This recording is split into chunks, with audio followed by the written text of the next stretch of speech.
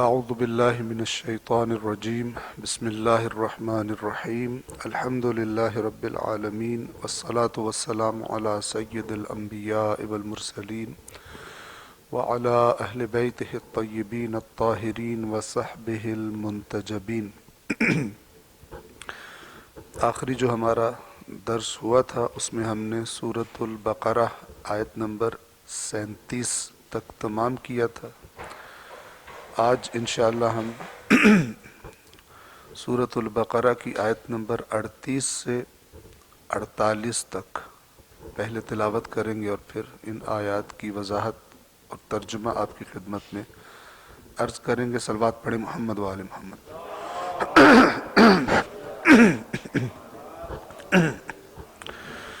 اعوذ باللہ من الشیطان الرجیم بسم اللہ الرحمن الرحیم قل اهبطوا منها جميعا فإما يأتينكم مني هدى فمن تبع هداي فلا خوف عليهم ولا هم يحزنون والذين كفروا وكذبوا بآياتنا أولئك أصحاب النار هم فيها خالدون۔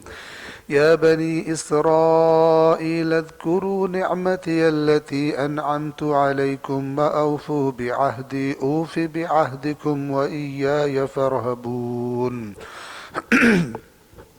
وآمنوا بما أنزلت مصدقا لما معكم ولا تكونوا أول كافر به ولا تشتروا بآياتي ثمنا قليلا وإياي فاتقون ولا تلبسوا الحق بالباطل وتكتموا الحق وأنتم تعلمون وأقيموا الصلاة وآتوا الزكاة واركعوا مع الراكعين أتأمرون الناس بالبر وتنسون أنفسكم وأنتم تتلون الكتاب أفلا تعقلون واستعينوا بالصبر والصلاة وإنها لكبيرة إلا على الخاشعين الذين يظنون أنهم ملاقو ربهم وأنهم إليه راجعون۔ يا بني إسرائيل اذكروا نعمتي التي أنعمت عليكم وأني فضلتكم على العالمين واتقوا يوما لا تجزي نفس عن نفس شيئا ولا يقبل منها شفاعة ولا يؤخذ منها عدل ولا هم ينصرون۔ پر محمد و آل محمد صلوات۔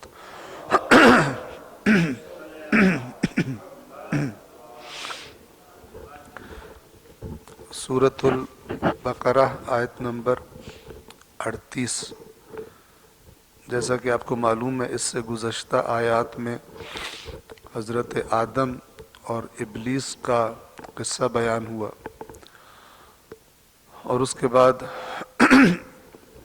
حضرت آدم کو یہ حکم دیا جانا کہ اب ایک معین مدت تک زمین میں رہو گے، اور آدم علیہ السلام کا اللہ تبارک و تعالی سے کچھ کلمات سیکھ کر توبہ کرنا اور اللہ کا اس توبہ کو قبول فرما لینا۔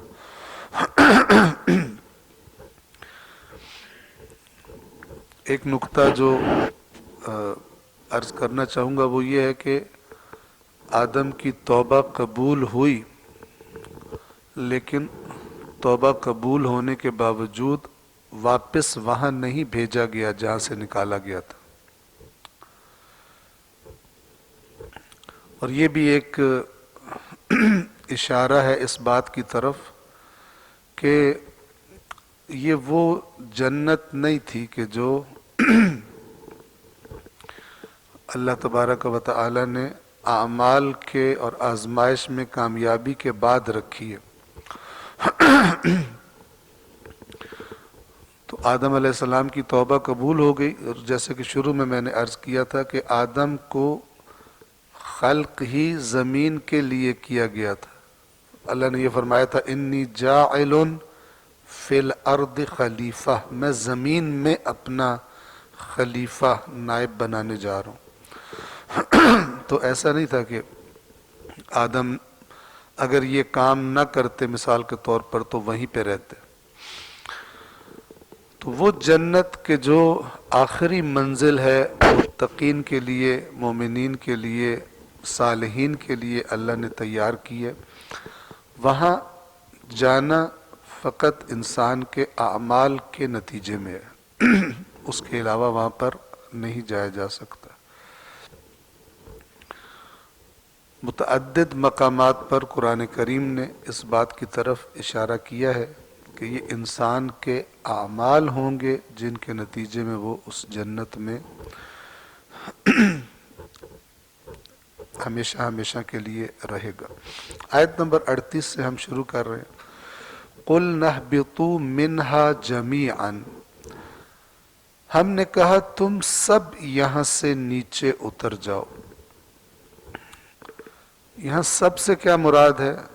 جناب آدم ہیں، جناب حوا ہیں اور ان کی ذریت، آنے والی نسلیں، سب کو مجموعی طور پر گویا کہ کہا جا رہا ہے کہ تم، یعنی تم دو نہیں ہو بلکہ تم بہت بڑی تعداد میں اولاد آدم ہوگی، سب کے سب اتر جاؤ۔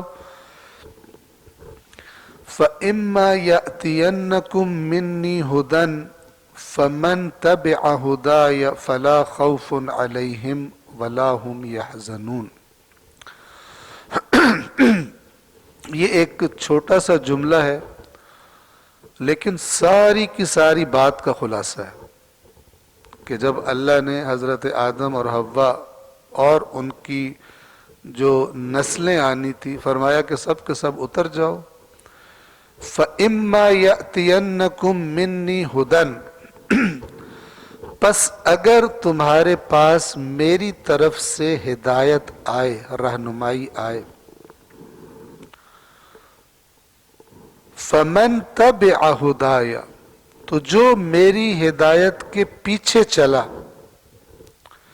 جو اللہ کی طرف سے رہنمائی تمہارے پاس آئے گی، جو اس کے پیچھے چلے گا، اس کا اتباع کرے گا، اسے فالو کرے گا، فَلَا خَوْفٌ عَلَيْهِمْ وَلَا هُمْ يَحْزَنُونَ، تو ان کو اللہ تبارک و تعالی ایسی جگہ میں، ایسی حالت میں لے جائے گا کہ جہاں نہ انہیں کوئی خوف ہوگا اور نہ انہیں کوئی غم ہوگا۔ خوف اور غم میں کیا فرق ہے ان دونوں حالتوں میں؟ خوف کسی آنے والی چیز کی ٹینشن سے ہوتا ہے، کوئی آنے والا خطرہ، کوئی آنے والی ناگوار صورتحال انسان دیکھ رہا ہوتا ہے کہ یہ خطرہ مجھ پہ آ سکتا ہے، تو جو کیفیت پیدا ہوتی ہے اسے خوف کہتے ہیں۔ اور جو کسی گزشتہ چیز کے ہاتھ سے چلے جانے پر کیفیت پیدا ہوتی ہے اسے حزن کہتے ہیں، غم جسے ہم اپنی زبان میں کہتے ہیں، کہ اگرچہ غم بھی عربی زبان کا ہی لفظ ہے۔ تو یہ دونوں کیفیتیں، یعنی نہ مستقبل کی کوئی پرواہ اور فکر ہوگی، نہ گزشتہ پہ کوئی پچھتاوا اور کوئی غم ہوگا، مکمل سکون اور خوشی کی کیفیت جنت کے لیے جنت میں مومنوں کو دی جائے گی۔ لہٰذا آپ سنتے ہیں روایات میں کہ جب امیر المؤمنین علی ابن ابی طالب علیہ السلام کو ضربت لگی تھی تو جب دیکھا کہ امام حسن علیہ السلام گریہ فرما رہے ہیں، آنکھوں سے آنسو جاری ہیں، تو مولا نے فرمایا تھا کہ گریہ نہ کرو، تسلی دی تھی، اور پھر ایک جملہ فرمایا تھا اپنے بچوں سے اور کہا تھا کہ اس کے بعد تمہارا باپ کوئی غم نہیں دیکھے گا، اس کے بعد تمہارے باپ کو، کیوں؟ اسی یہ جو قرآن کہہ رہا ہے فَلَا خَوْفٌ عَلَيْهِمْ وَلَا هُمْ يَحْزَنُونَ، نہ کوئی خوف ہوگا انہیں اور نہ کوئی غم ہوگا، نہ کوئی آنے والی چیز کی پرواہ، نہ کوئی گزشتہ چیز کی۔ جس طرح شہداء کے بارے میں قرآن نے کہا ہوا وَلَا تَحْسَبَنَّ الَّذِينَ قُتِلُوا فِي سَبِيلِ اللَّهِ أَمْوَاتًا، ہرگز گمان نہ کرنا کہ جو اللہ کے راستے میں قتل کر دیے گئے ہیں وہ مردہ ہیں، بل احیاء عند ربہم یرزقون، بلکہ وہ زندہ ہیں اور اپنے رب کے پاس رزق پا رہے ہیں۔ یہ قرآن نے بات کیوں کہی تھی کہ کفار سمجھتے تھے کہ مر گیا تو بندہ ختم، اور انہوں نے ہماری بات نہیں مانی۔ منافق کہتے تھے ہمارے پاس رہ جاؤ، نہ جاؤ رسول اللہ کے ساتھ۔ تو جو لوگ مارے گئے، شہید ہو گئے میدان جنگ میں، خاص طور پہ جنگ احد میں یہ آیات نازل ہوئی جنگ احد کے بعد، چونکہ بہت سارے مسلمان، تقریباً 72 مسلمان شہید ہوئے تھے وہاں پر، تو یہ اب ان کو طنز کرتے تھے، ہم نے نہیں کہا تھا مت جاؤ، ایسے ہی تم نے جانیں گنوائی اپنی، ان لوگوں نے فلان۔ تو مسلمانوں کو اس سے پریشانی ہو رہی تھی، تو خداوند عالم نے پھر تاکید فرمائی کہ ہرگز اسے جو اللہ کے راستے میں قتل کر دیا گیا ہے اسے مت کہنا کہ مر گیا ہے، جو تم موت کو سمجھ رہے ہو، بلکہ وہ زندہ ہے۔ کیفیت کیا ہے ان کی؟ یہ سورہ آل عمران میں 4 جز میں یہ آیات ہے۔ کیفیت کیا ان شہداء کی؟ فرحین بما آتاہم اللہ من فضلہ، اللہ نے اپنے فضل سے جو انہیں عطا کیا ہے اس پر خوش ہیں۔ فرحین، فرحت، خوش ہیں، اور نہ صرف یہ کہ خود خوش ہیں، وَيَسْتَبْشِرُونَ بِالَّذِينَ لَمْ يَلْحَقُوا بِهِمْ مِنْ خَلْفِهِمْ، اور خوشخبری دے رہے ہیں ان کو کہ جو انہی کے راستے پر ہیں لیکن ابھی قتل نہیں ہوئے، خدا کے راستے میں زندہ ہیں، ان کو وہ خوشخبریاں دے رہے ہیں۔ کیا؟ اللہ خوف علیہم ولا ہم یحزنون، کہ یہاں جہاں ہم پہنچے ہیں نہ ہمیں کوئی خوف ہے نہ ہمیں کوئی غم ہے، ایسی زندگی اللہ نے ہمیں عطا کی ہے۔ تو یہ کیفیت ہے کہ جو خداوند عالم فرما رہے ہیں وہاں پر خاص شہداء کے بارے میں، اور اوورآل جو اس دنیا کی آزمائش میں کامیاب ہوگا، تو خداوند عالم یہ فرما رہا ہے اگر میری طرف سے کوئی ہدایت تم تک پہنچے تو جس نے میری ہدایت کی پیروی کی پھر انہیں نہ تو کوئی خوف ہوگا اور نہ ہی وہ غمگین ہوں گے۔ یہ ایک سائیڈ جو ہدایت کو فالو کریں گے۔ اب توجہ کریں، یہ قرآن میں ایک بات یاد رکھیں کہ جو لفظ ایک دوسرے کے مد مقابل اپوزٹ کے طور پر استعمال ہوئے ہیں ان پر خاص توجہ ہونی چاہیے۔ اگلی آیت میں آ رہا ہے وَالَّذِينَ كَفَرُوا وَكَذَّبُوا بِآيَاتِنَا، اور وہ لوگ جنہوں نے کفر کیا اور تکذیب کی ہماری آیات کی۔ اب یہ کفر اور تکذیب کس کے مقابلے میں آ رہا ہے؟ فالو کرنے کے مقابلے میں، یعنی فالو نہ کرنا، مخالف سمت میں چلنا۔ اللہ نے کہا اس راستے پر چلو، کسی اور راستے پر چلنا، اس میں سے بو آتی ہے کفر کی اور تکذیب کی۔ ایک دفعہ بندہ کہتا ہے میں مانتا ہی نہیں ہوں جو اللہ نے کہا، میں قرآن کو نہیں مانتا، اعوذ باللہ، ایک دفعہ یہ کہتا ہے۔ ایک دفعہ کہتا ہے میں قرآن کو مانتا ہوں لیکن قرآن کی بات مانتا نہیں ہے، اب اس کا عمل گواہی دے رہا ہے کہ وہ قرآن کی بات نہیں مانتا۔ یہ کفر عملی ہے۔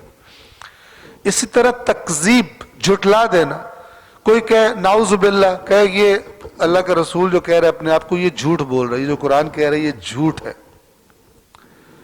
یہ تکذیب ہے۔ اور ایک دفعہ اس کا عمل ایسا ہو کہ جس سے آیات کی تکذیب ہو رہی ہو، اسے پرواہ ہی کوئی نہیں کہ اتنے خطرناک کام اللہ نے کہا جو یہ کرے گا اس کو یہ سزا دوں گا، اسے پرواہ ہی کوئی نہیں، وہ جا رہا ہے۔ گویا اس کا عمل بتا رہا ہے کہ اس نے کوئی لفٹ نہیں کروائی اس آیت کے، ان آیات کے میسج کو۔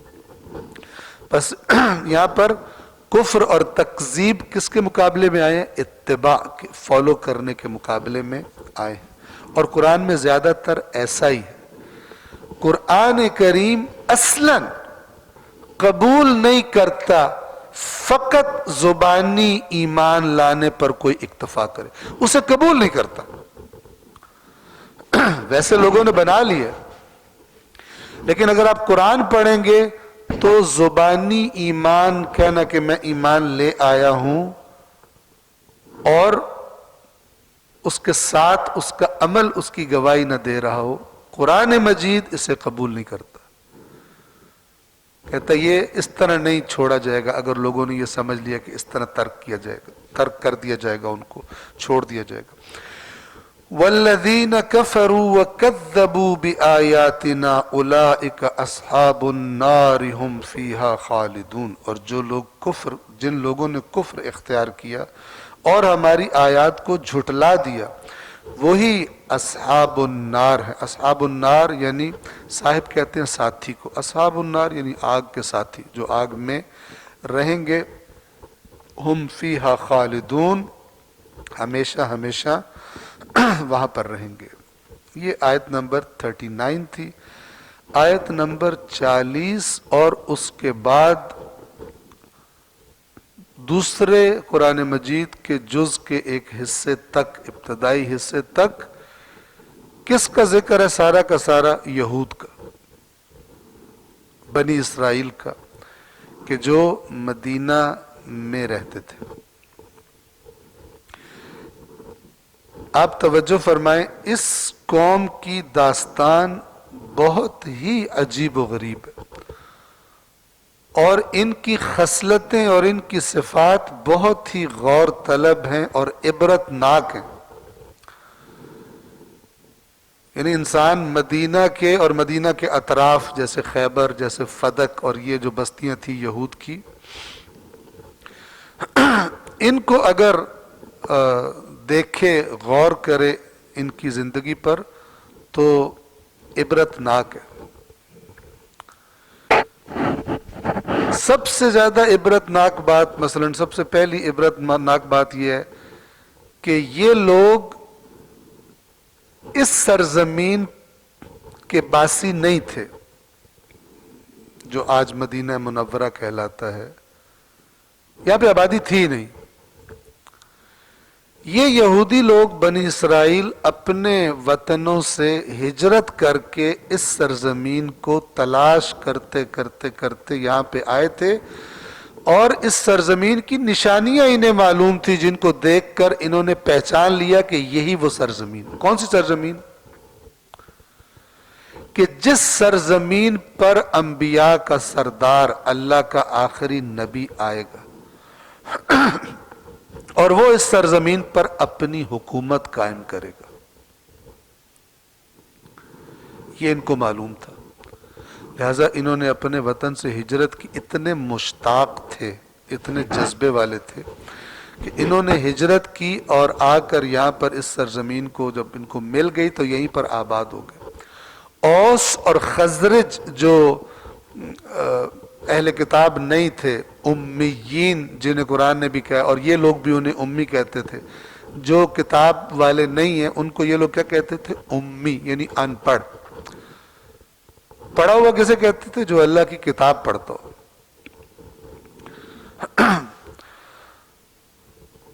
وہ لوگ بعد میں آ کر آباد ہوئے تھے،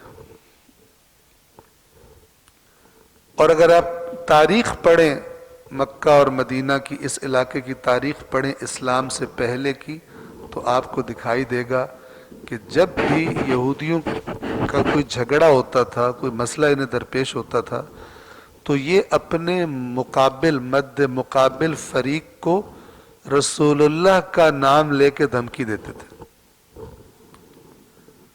اور کہتے تھے کہ تم جو ہم پہ ظلم کر رہے ہو یا ستم کر رہے ہو، ان قریب وہ آنے والا ہے جس کے ہم منتظر ہیں، یہاں پر ہم تو اس کی قوم ہیں، وہ آئے گا، وہ یہاں پر اپنی حکومت قائم کرے گا اور تمہیں اس سرزمین سے نکال دے گا۔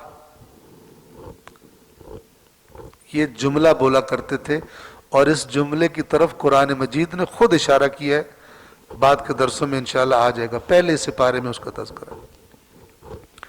بس رسول اللہ کے منتظر، اور رسول اللہ کی نشانیاں تو ان کو پتہ تھی، اس سرزمین کی نشانیاں بھی پتہ تھی جس پر ہجرت کر کے آنا، جس پر حکومت بنانی ہے اللہ کے نبی نے۔ لیکن تاریخ کیا گواہی دیتی ہے کہ جب اللہ کے نبی نے اپنی تحریک کا آغاز کیا، اور پھر جب مکہ سے ہجرت کر کے مدینہ تشریف لائے، تو جن کو یہ دھمکیاں دیتے تھے، اوس اور خزرج، وہ بن گئے انصار، وہ رسول اللہ پر ایمان لے آئے. اور یہ جو منتظر بیٹھے ہوئے تھے سوائے ایک تھوڑی سی جو ایماندار اور واقعا نیک لوگ تھے، ان کے سوا یہ سارے کے سارے رسول اللہ کے بدترین دشمن بن گئے.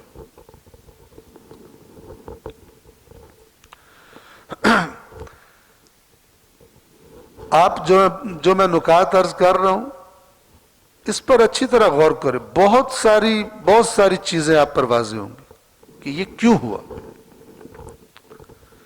ایک قوم کہہ رہی ہے ہم منتظر ہیں، آ رہے، لیکن جب وہ آتا ہے یہ دوسروں سے بڑھ کر اس کے دشمن بن جاتے ہیں، سوائے جو واقعا نیک لوگ تھے، ایماندار لوگ تھے. اس کے اسباب جو قرآن مجید نے بتائے ہوئے ہیں، ان میں سے ایک سبب یہ تھا کہ بنی اسرائیل کے جو عوام تھے وہ تورات سے کٹ گئے تھے. اللہ کی کتاب جو تھی ان کی مانتے تھے، اپنے آپ کو اہل تورات کہتے تھے، لیکن تورات کو پڑھنا چھوڑ دیا تھا انہوں نے، تورات سے ڈسکنیکٹڈ تھے. اور اس کا بھی جو تاریخ بتاتی ہے وہ وجہ یہ بنی تھی کہ جب جو نسل ان کی آ کر آباد ہوئی، ان کی تو زبان وہی تھی، عبری زبان، ہیبرو جسے کہتے ہیں، جو تورات کی زبان تھی. لیکن جب وقت گزرا تو اس علاقے کی لوکل زبان جو عربی تھی، اور اسی زبان میں تجارت ہوتی ہے، اسی زبان میں گویا دنیا کے معاملات چلتے ہیں، تو ان کی زیادہ توجہ اس زبان پر ہو گئی. اور چند نسلوں کے بعد گویا صورتحال یہ رہ گئی کہ تورات کی زبان صرف ان کے علماء کو آتی تھی، عوام اپنی زبان بھول گئے، تورات کی زبان ترک کر دی انہوں نے، اور لوکل زبان جو تھی وہ اپنا لی. تو تورات سے اس طرح یہ لوگ کٹ گئے، مانتے تھے لیکن کٹ گئے. قرآن جو بیان کرتا ہے جب عوام تورات سے کٹ گئے تو علماء کی شکل میں ایک طبقہ پیدا ہوا جنہوں نے حضرت موسیٰ کے دین میں، تورات میں تحریف کرنے کا دھندا شروع کیا، مکروہ دھندا، اور اس تحریف کے ذریعے انہوں نے اپنی آمدنی کا سبب، آمدنی کا ذریعہ بنا لیا اس تحریف کو. یہ بھی آگے آئے گا قرآن میں، اسی پہلے سے پارے میں آئے گا. اب اگر آپ غور کریں کہ کیسی باتیں کرتے تھے کہ لوگ انہیں پیسے دیتے تھے، کیوں تحریف کی ضرورت پڑی؟ اگر تحریف نہ کرے تو لوگ پیسے نہیں دیں گے. تحریف کرتے ہیں تاکہ پیسے لیں. قرآن نے خود بار بار گواہی دی ہوئی ہے اس کی. جب انسان اس پہ غور کرتا ہے تو وہ سمجھ جاتا ہے انسان کہ یہ اصل حقائق کو تحریف کر کے اس طرح بنا کے پیش کرتے تھے اپنی عوام کو کہ وہ بڑے خوش ہوتے تھے. اور ان میں سے جو چند باتیں قرآن نے بیان کی ہیں، ان میں سے ایک بات یہ ہے کہ انہوں نے اپنی عوام سے کہا ہوا تھا کہ تم پکے جنتی ہو، یہودی کے علاوہ کوئی شخص جنت میں نہیں جا سکتا. بس ایک یہ اس سے نوٹ کماتے تھے اس قسم کے عقائد دے کر. اور دوسرا کہتے تھے کہ اگر ہم میں سے کوئی جہنم میں چلا بھی گیا تو کچھ عرصہ جہنم میں گزارنے کے بعد پھر دوبارہ جنت میں آ جائے گا.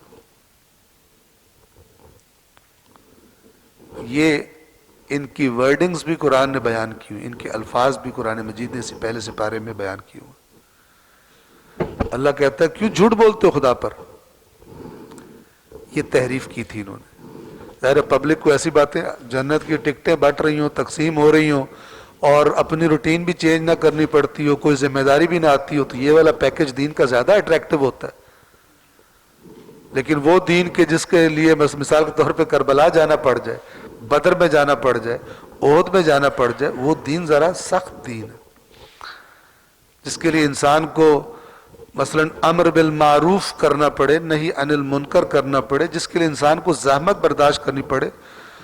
تو اللہ کے اصلی دین کے مقابلے میں شیطان اپنے نمائندوں کے ذریعے ایک اور چیز دین کے نام پر سامنے ٹیبل پہ رکھتا ہے، اور عام طور پر عوام کو، وہ عوام جو حقائق سے ناآشنا ہے، کتاب خدا سے ناآشنا ہے، تو وہ کہتے ہیں یہ بھی دین، یہ بھی دین، یہ زیادہ اٹریکٹیو ہے، اس میں زیادہ مزہ آتا ہے، اس میں کچھ کرنا نہیں پڑے گا، اس میں جو مرضی ہم کرتے رہیں بالآخر ہمارے لیے راستہ ہے جنت میں جانے کا. یہ والا دین بہت سخت ہے، اس کو چھوڑو. تو آہستہ آہستہ انہی کی مارکیٹ بن جاتی ہے، اور یہودیوں میں بھی بن گئی کہ جو دین کو تحریف کر کے بتاتے تھے. اچھی طرح توجہ فرمائیے. اب جب اللہ کا نبی آیا، صرف ایک قلیل تعداد تھی جو قرآن نے بتایا، ایک قلیل تعداد تھی بنی اسرائیل میں کہ جو تورات پڑھنے والے اور نیک لوگ تھے، ان کی بے ایمانیوں میں انوالو نہیں تھے. جب اللہ کا رسول آیا تو قرآن بیان کرتا ہے کہ کچھ اہل کتاب ایسے ہیں کہ جب آپ سے قرآن کی آیات سنتے ہیں تو آپ دیکھتے ہیں ان کی آنکھوں سے آنسو جاری ہو گئے ہیں. کیوں؟ اس لیے کہ انہوں نے حق کو پہچان لیا. حق کو پہچان لیا نہیں، ان کو معلوم تھا حق کیا ہوتا ہے، ذائقہ حق کا انہیں معلوم تھا. جیسے ہی آپ سے سنا ان کو پرابلم ہی نہیں ہوئی، پہچان لیا. اور قرآن نے ان کے الفاظ بتائیں، اے اللہ ہم ایمان لاتے ہیں اس پر، ہمیں فاکتبنا مع الشاہدین، ہمیں گواہوں میں لکھ لے کہ ہم تیرے نبی پر ایمان لائے. لیکن یہ قلیل تعداد تھی. وہ جو اکثریت تھی جو کرپٹ ہو گئی تھی اور جنت بھی اپنی پکی کر کے بیٹھے ہوئے تھے، انہوں نے جب اللہ کے رسول کی باتیں سنی انہوں نے کہا یہ وارے میں نہیں ہے، جو یہ باتیں کر رہا ہے یہ ہمارے بارے میں نہیں. تو وہ جو کرپٹ علماء نما لوگ تھے، ان سے جب لوگوں نے سوال کیا یہ وہی رسول ہے، انہوں نے کہا یہ وہ رسول نہیں ہے. اور عوام کو ویسے ہی باتیں نہیں پسند آ رہی ان کی، انہوں نے کہا شکر ہے بچ گئے. اور بالآخر نتیجہ یہ نکلا کہ وہ قوم جو دوسروں کو کہتے تھے کہ جب وہ رسول آئے گا وہ تمہیں اس سرزمین سے نکال دے گا، اس رسول نے انہی یہودیوں کو مدینہ کی سرزمین سے نکال دیا، ان کی خیانتوں کی وجہ سے، ان کی خباثتوں کی وجہ سے. یہ قتل بھی ہوئے اور ان کو مدینے، ایک گروہ کو ان کے مدینے سے نکالا گیا، کیونکہ یہ جب تک مدینہ میں رہے یہ مشرکین کے ساتھ رابطے میں تھے، یہاں کی اطلاعات بھیجتے تھے اور انہیں اکساتے تھے. انہیں کہتے تھے کیوں دیر کر رہے ہو تم، یہ ہر روز طاقتور ہو رہے ہیں، سب مل کر آؤ اور ان پر حملہ کرو، اندر سے ہم تمہارا ساتھ دیں گے اور یہ مسلمانوں کا کام تمام کر دو، دیر نہ کرو، یہ ہر روز طاقتور ہو رہے ہیں. البتہ اللہ تبارک و تعالی ان کی سازشوں سے اور ان کی خفیہ سرگرمیوں سے اپنے رسول کو آگاہ فرما دیتا تھا اور ان کا پلان کامیاب نہیں ہوتا تھا. اب یہ جو میں نے آپ کو نکات بیان کیے ان کو آپ ذہن میں رکھیں تو یہ آیات آپ کو اور زیادہ ان کا خطاب کس مزاج کے لوگوں سے ہے اور کیوں اللہ تعالیٰ اس طرح سے ان سے بات کر رہا ہے پتہ چل جائے گا. آیت نمبر 40 سے یہ داستان شروع ہو رہی ہے. یا بنی اسرائیل اذکروا نعمتی التی انعمت علیکم. اے بنی اسرائیل، بنی اسرائیل اولاد حضرت یعقوب، اسرائیل اصل میں حضرت یعقوب کا لقب ہے. اسرائیل کا معنی ہوتا ہے اللہ کا بندہ. اے بنی اسرائیل یاد کرو میری اس نعمت کو،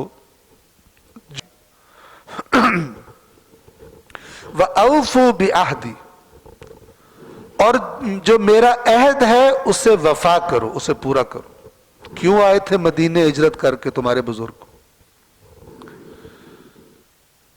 گویا ان سے عہد لیا گیا تھا کہ جب اللہ کا نبی آئے گا تم نے ایمان لانا ہے۔ انہوں نے گویا حلف اٹھائے ہوئے تھے۔ میری نعمت کو یاد کرو۔ نعمت کیا تھی؟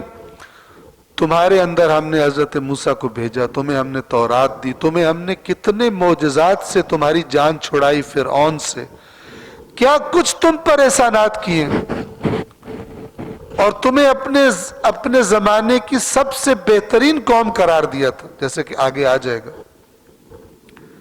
اتنی نعمتیں تمہیں دی ہیں، تو یہ نعمتیں جب یاد کرائی جاتی ہیں تو وہ نعمتیں دینے والا کہہ رہا ہوتا ہے میں نے تمہیں اتنی نعمتیں دی ہیں، اب تم یہ میرے عہد کو کیوں توڑ رہے ہو، نمک حرامی کر رہے ہو۔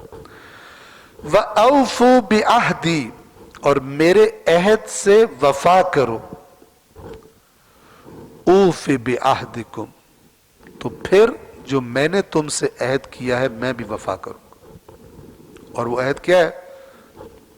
تم اللہ کے رسول کی امت بن کر بہترین دنیا کی امت میں شامل ہو جاؤ گے، اور آخرت میں بھی اللہ تبارک و تعالیٰ تمہیں اجر و انعام دے گا۔ اب یہاں سے بھی سمجھ لیں، اللہ تبارک و تعالیٰ کیا فرماتا ہے؟ اوفو بعہدی اوف بعہدکم، تم میرے عہد سے وفا کرو تو میں اپنے عہد سے وفا کروں گا۔ یہ نہیں ہے کہ تم وفا کرو ہی نہیں اور تم طلبکار بنے رہو کہ یا اللہ آپ نے تو یہ کہا تھا ہم سے۔ جیسے قرآن بار بار مومنوں سے کہتا ہے، مسلمانوں سے، کہ اللہ کے عہد کی پاسداری کرو۔ اللہ کا عہد کیا ہے؟ اسلام۔ ابھی گزرا، 2 درس پہلے گزرا تھا کہ فاسقین کی نشانی، فاسق کی نشانی پہلے کیا بتائی تھی؟ پہلی نشانی الذین ینقضون عہد اللہ، وہ لوگ ہیں جو اللہ کے عہد کو توڑتے ہیں۔ اللہ کا عہد یعنی شریعت اسلام۔ ایک دفعہ ہے انسانی خطا ہو جانا، سستی ہو جانا، کوتاہی، یہ الگ مسئلہ ہے، اور ایک دفعہ ہے دیدہ دانستہ عادی مجرم کے طور پر ایک خرابی کو اپنا لینا، کہنا میں نہیں کرتا، یہ خطرناک ہے۔ اور اس کے اوپر اس سے زیادہ خطرناک بات یہ ہے کہ ایسے عادی مجرم کو کوئی بندہ آئے اور دین کے نام پہ اسے کہے کہ کچھ نہیں ہوتا، کرتا رہے۔ یہاں سے پھر کرپٹ قوم کے کرپٹ ہونے کا دروازہ کھلتا ہے، حرام خوری کا دروازہ کھلتا ہے، فسق و فجور کا دروازہ کھلتا ہے، اور یہ سب کرنے والے اپنی جنتیں بھی کنفرم کرا کے بیٹھے، بالکل اسی طرح جس طرح یہودیوں نے کرائی ہوئی تھی۔ اور جب کوئی قوم کرپٹ ہو جائے تو جب خدا کا نمائندہ آتا ہے تو وہ کہتے ہیں یہ وارے میں نہیں ہے ہمارے۔ جب امام مہدی علیہ السلام تشریف لائیں گے، وہ بالکل وہی باتیں کریں گے جو رسول اللہ نے کی تھی، وہ بالکل وہی باتیں کی جو کریں گے جو حضرت عیسیٰ نے کی تھی، وہ بالکل وہی باتیں کریں گے جو حضرت موسیٰ نے اللہ کے انبیاء نے کی تھی۔ بے ایمانوں کو اللہ کے نمائندے وارے میں نہیں آتے۔ وہ جو اپنی کنفرم بخشش کرا کے بیٹھے ہوئے اور ساری اپنی غلط روٹین بھی جاری رکھی ہوئی ہے، وہ کہیں گے یہ دین ہی کوئی اور بتا رہا ہے، یہ وہ ہے ہی نہیں، جس طرح انہوں نے کہا یہ وہ رسول ہے ہی نہیں، بہت سارے لوگ کہیں گے یہ وہ امام ہے ہی نہیں،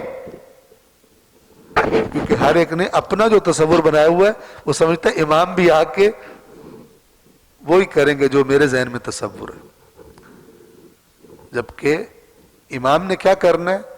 امام کے کاموں میں سے بنیادی ترین کام جو روایات میں آیا ہے وہ یہ کہ امام آ کر اللہ کی کتاب قرآن مجید کی بنیاد پر ہر چیز کو قائم کریں گے، یعنی آئین قرآن کو قائم کریں گے معاشرے میں، یہ امام کریں گے۔ اب جن کا مزاج ہی یہ نہیں ہے، مزاج قرآن سے، جو تورات کے اصل مزاج سے آشنا تھے، انہوں نے جیسے ہی رسول اللہ سے آیات قرآن سنی انہوں نے کہا یہ وہی ہے، یہ وہی نور ہے جو ہم پہلے جانتے ہیں جس کو، یہ وہی باتیں ہیں، یہ وہی حقائق ہیں، یہ وہی ذائقہ ہے، اور یہ سچا نبی ہے۔ لیکن جو کرپٹ ہو گئے تھے، خراب ہو گئے تھے، انہوں نے اللہ کے نبی، اور وہ اکثریت تھی، انہوں نے اللہ کے نبی کا انکار کر دیا، اور بالآخر جو انجام ہوا ہم سب جانتے ہیں۔ اے بنی اسرائیل میری وہ نعمت یاد کرو جس سے میں نے تمہیں نوازا، اور میرے عہد کو پورا کرو، میں تمہارے عہد کو پورا کروں گا۔ وَإِيَّايَ فَارْهَبُونَ، اور تم لوگ صرف مجھ ہی سے ڈرتے رہو، اور کسی کی دھمکی نہ سنو، اور کسی چیز یہ ہو جائے گا، یہ ہو جائے گا، ہمارا یہ نقصان ہو جائے گا، اللہ سے ڈرو، نقصان سے کیوں ڈرتے ہو؟ یہ جو اللہ تعالیٰ فرما رہے وَإِيَّايَ، یہ جیسے ایاکا ہے نا، صرف تجھے، ایایا صرف مجھ سے، فرحبون ڈرو، کسی اور چیز سے نہ ڈرو کہ اس کا بہانہ بنا کے تم کہو ہم اس نبی کی بات نہیں مان سکتے، ایمان نہیں، یہ نقصان ہو جائے گا، سارے کیا کہیں گے، ہمارا کام خراب ہو جائے گا، یہ نہ کہو، صرف اللہ سے، اور جو صرف اللہ سے ڈرتا ہے اس کے لیے اللہ کی بات ماننا آسان ہو جاتا ہے۔ دنیا میں آپ دیکھتے ہیں زیادہ تر لوگ انہی کی بات مانتے ہیں جن سے ڈرتے ہوتے ہیں۔ 41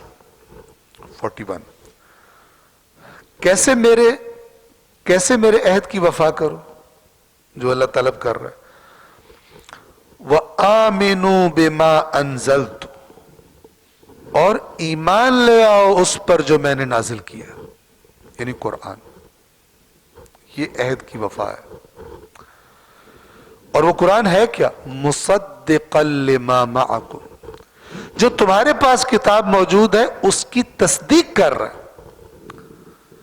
اور سب سے بڑی جو سمجھ لے تصدیق تھی وہ کیا تھی کہ یہ اپنی کتاب کی وجہ سے کہتے تھے نبی آ رہا ہے، ہم انتظار میں نبی آئے گا، ہماری تورات میں لکھا ہے۔ تو جب وہ نبی آ گیا تو تورات والوں کو تو خوش ہونا چاہیے نا۔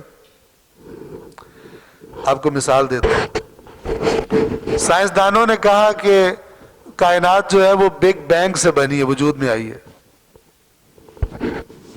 مسلمان خوش ہو گئے، ہمارے قرآن میں بھی لکھا ہوا ہے بگ بینگ، ٹھیک ہے، ان السماوات والارض کانتا رتقا ففتقناہما، یہ آسمان اور زمین جو تھے یہ آپس میں جڑے ہوئے تھے، ہم نے پھاڑ کر انہیں الگ الگ کر دیا۔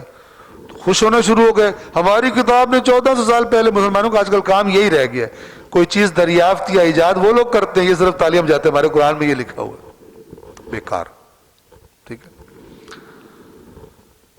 تو اب جب لکھا ہوا ہے کہ اس نشانیوں کے ساتھ رسول آئے گا اور اس سرزمین پر آئے گا، تو تمہیں تو خوش ہونا چاہیے کہ تمہاری بات کی تصدیق ہو گئی، تمہارا تو ایمان اور بڑھ جانا چاہیے کہ تمہیں آئندہ کی خبر اللہ نے پہلے سے دے دی تھی کہ اس رسول نے آنا ہے، تمہارا تو ایمان اور زیادہ بڑھ جانا چاہیے، تمہیں تو خوشیاں منانی چاہیے، اپنے آپ کو تمہیں مثلا حق پر سمجھنا چاہیے، لیکن تم ایسا نہیں کر رہے، کیوں؟ چونکہ تم خود کرپٹ ہو گئے ہو، اب ہماری جو اصلی دین ہے وہ تمہیں پسند ہی نہیں آتا۔ اور میری نازل کردہ یعنی اس کتاب قرآن پر ایمان لے آؤ، مصدقا لما معکم، جو تمہارے پاس موجود کتاب کی تصدیق کرنے والی ہے، یعنی اس نے آ کر تصدیق کر دی کہ جو تم باتیں کرتے تھے وہ حق تھی، وہ آ گیا۔ وَلَا تَكُونُوا أَوَّلَ كَافِرٍ بِهِ، اور تم سب سے پہلے اس کے منکر نہ بنو، یعنی تمہاری حالت یہ ہے کہ تم دوسروں سے سبقت لے گئے اس کا انکار کرنا۔ ایمان لانے میں سبقت کرنی چاہیے تھی، یہ کفر میں سبقت کر گئے، نہیں ماننا ہم نے اس کو۔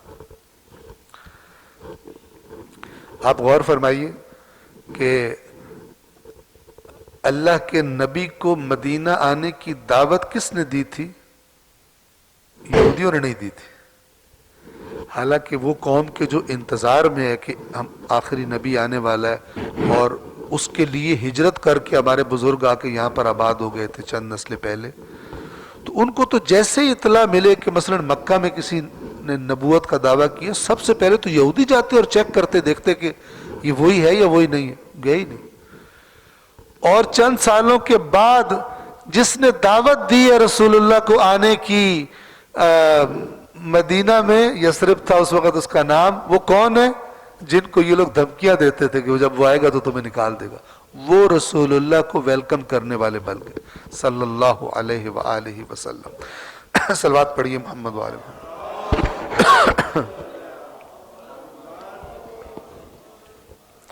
وَلَا تَكُونُوا أَوَّلَ كَافِرٍ بِهِ، اور تم پہلے کافر نہ بنو، یعنی پہلے انکار کرنے والے نہ بنو اس کے۔ اور آگے پھر ایک اور خطرناک چیز بھی بتا دیں کہ یہ کفر کیوں ہو رہا ہے۔ چونکہ ظاہر ہے جب رسول اللہ آئے تو عوام کس کے پاس جائے گی؟ اپنے علماء کے پاس، کہ قبلہ صاحب آپ بتائیں کہ یہ وہی رسول ہے جس کا ہم انتظار کر رہے تھے۔ خدا بند عالم سبب کی طرف اشارہ فرما رہے کہ کیوں پہلے کافر بنے یہ لوگ۔ وَلَا تَكُونُوا أَوَّلَ كَافِرٍ بِهِ، اور سب سے پہلے تم ہی اس کے منکر مت بنو۔ وَلَا تَشْتَرُوا بِآيَاتِي ثَمَنًا قَلِيلًا، اور میری آیات کو تھوڑی قیمت پر فروخت نہ کرو، تھوڑی تھوڑی قیمت پر نہ بیچو۔ یہ کون سی آیات ہے؟ تورات کی آیات۔ تم جانتے ہو تورات میں کیا لکھا ہوا ہے، لیکن تم نے تمہارا ذریعہ آمدن جو بن گیا ہے تورات میں تحریف کر کے، غلط ملت کر کے، اب یہ رسول جو ہے یہ تو برملا کر دے گا حق کیا ہے اور باطل کیا ہے، اصل کیا ہے اور غلط کیا ہے۔ تو تم وہ جو پیسے کمانے کے عادی ہو چکے ہو، وہ سبب بن رہا ہے کہ تم اس نبی کا انکار کر رہے۔ چونکہ اگر رسول اللہ کا اقرار کرتے تو ان کی اپنی خیانتیں بھی پکڑی جاتی۔ اللہ کے نبی نے تو دین خدا کے بارے میں کسی سے تکلف نہیں کرنا کہ یہ چونکہ یہودیوں کا بہت بڑا عالم ہے لہذا اس نے کوئی 2 نمبری کر بھی دیا ہے تو اس کے اوپر پردہ ڈال دو۔ اللہ کے رسول اس طرح پردے نہیں ڈالتے، اس حق بیان کرنا، اس کو کسی کو اچھا لگے یا کسی کو برا لگے، صاف صاف بیان کرنا۔ تو آپ اگر آیت پہ غور کریں آپ کو اللہ کے نبی کے انکار کا ریزن بھی اسی آیت میں مل جائے گا، اور وہ تھا مالی مفادات جو انہوں نے دین کو تحریف کر کے اپنا ذریعہ آمدن بنایا ہوا تھا، اسی کام کو، اسی تحریف کو ذریعہ آمدن بنایا ہوا تھا۔ وہ ان کو ہاتھ سے جاتا ہوا لگ رہا تھا کہ اگر لوگ اس پر ایمان لے آئے تو پھر ہمیں کون دے گا۔ اور سب سے پہلے تم ہی اس کے منکر مت بنو اور میری آیات کو تھوڑی تھوڑی قیمت پر فروخت نہ کرو۔ وَإِيَّايَ فَاتَّقُونَ، پچھلی آیت میں فرمایا تھا وَإِيَّايَ فَارْهَبُونَ، یہاں پہ کہا وَإِيَّايَ فَاتَّقُونَ، اور صرف میری نافرمانی سے بچو، صرف میرا تقوی اختیار کرو۔ تو پھر یہ حرکتیں تم نہیں کرو گے، پھر تمہیں سیدھا راستہ نظر آ جائے گا۔ بس ایک اللہ کا خوف فرحبون اور ایک اللہ کا تقوی۔ بس یہاں پہ آپ دیکھیں کہ تقوی کا معنی اصل میں ڈر نہیں ہوتا، تقوی کا معنی ہوتا ہے بچنا۔ کس سے بچنا؟ نافرمانی، اللہ کی نافرمانی اور اس نافرمانی کے نتائج جو ہیں برے، ان سے بچنا، اس کا نام تقوی ہے۔ اس لیے اس کا نام کبھی خوف بھی رکھ دیتے، ڈرو اللہ سے کہ اللہ تعالیٰ یہ کر دے گا اگر یہ کام کرو گے تو۔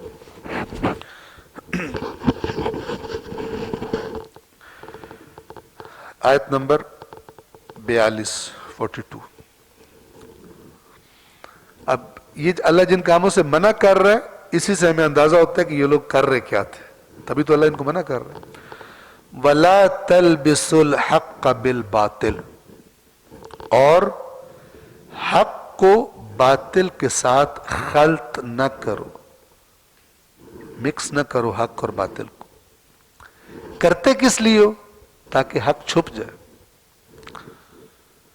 کیونکہ جب سچ کے ساتھ جھوٹ کی آمیزش ہو جائے پھر وہ جو مجموعہ ہوتا ہے وہ سچ نہیں ہوتا، وہ جھوٹ ہوتا ہے۔